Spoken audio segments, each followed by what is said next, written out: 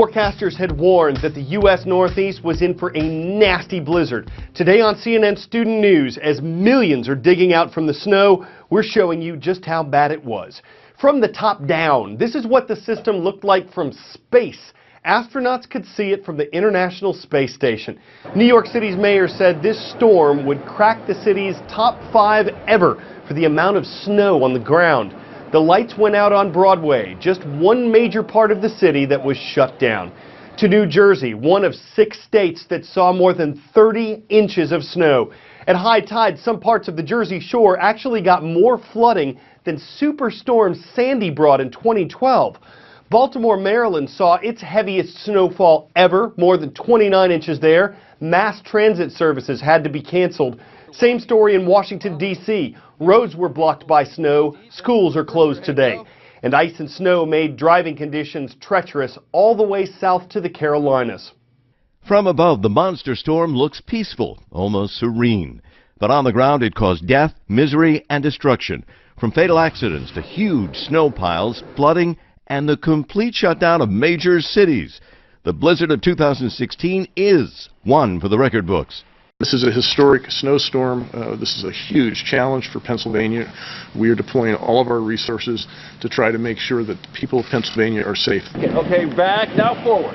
As the weather begins to subside and people dig out from tons of snow, it could be days before life gets back to normal. Stay patient, and to quote a line from one of my favorite musicals, we're all in this together. So just stay patient. I've never seen anything like it. Within minutes, a rush of water from that bay came over into the harbor and essentially flooded our crew. In New Jersey, coastal residents are assessing damage from tidal flooding that sends seawater and ice blocks onto town streets. I came home early from work yesterday. I cleaned out the bottom half of my house and I brought everything up. Smart. Yeah. We learned from Sandy, so. In Kentucky and Pennsylvania, stories of epic traffic jams, some motorists stranded for almost 24 hours. I've never been stuck on a highway this long before. We've been here for about 15 hours. Stuff like this, it's going to be hard to get out of here anyway. So I think we're going to be here for a long time. 85 million people impacted by the storm, more than a dozen deaths, hundreds of traffic accidents, thousands of power outages and flight cancellations. It is a storm that won't soon be forgotten. Wet, sloppy conditions, and just trying to make the best of it and clean everything up as much as we can. For the first time on the CNN Student News Roll Call, we're headed to the Cayman Islands. They're in the Caribbean Sea. Their capital is Georgetown on Grand Cayman, and that's where Cayman International School is watching. We're visiting our friends in Cincinnati, Ohio next. At Madera High School, there are 2 mascots, the Mustangs and the Amazons. And finally, it's great to see Thibodaux High School today in Thibodaux, Louisiana. Let's go with an EAUX, Tigers. African leaders are pushing the nation of Burundi to allow international troops to help keep the peace there. Here's why. Ongoing political violence is threatening to spread to something much worse. The small African republic had its first democratic presidential election in 1993, but soon afterward, the president was assassinated. That led to a civil war that lasted more than 10 years and decimated Burundi. By 2005, relative calm had been restored. A new president was elected then and re-elected in 2010, but his latest re-election last year has people inside and outside Burundi concerned that history could repeat itself. Burundi has been at a tipping point since April 2015, when incumbent President Pierre Nkurunziza decided to run for a controversial and some believe illegal third term as president. Protests rocked the small Central African nation, roughly the size of Belgium. Those protests quickly turned violent, and an attempted military coup caused Nkurunziza's ruling party to crack down on all opposition movements, civil society and the media. Since then, hundreds of thousands of Burundians have fled the country seeking asylum in nearby countries such as Rwanda, Tanzania, Uganda and the Democratic Republic of Congo.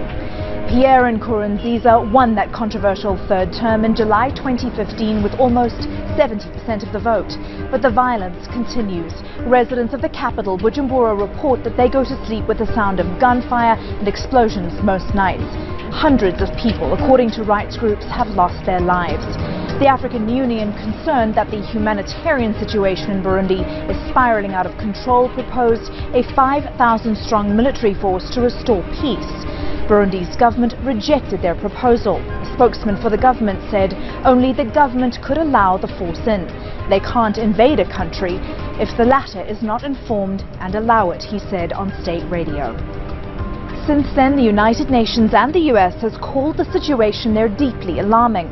A real concern among both Burundians and the international community is that if peace or relative stability is not restored soon, it could soon simply plunge back into the decade-long bloody civil war that saw 300,000 killed and brought President Pierre Nkurunziza into power in the first place.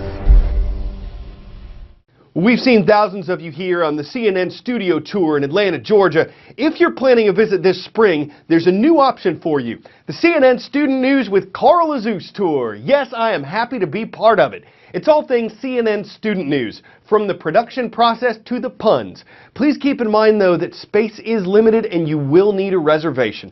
For more information on this or the regular CNN studio tour, please send an email to atltour@cnn.com. Let's hang out, y'all, starting this March.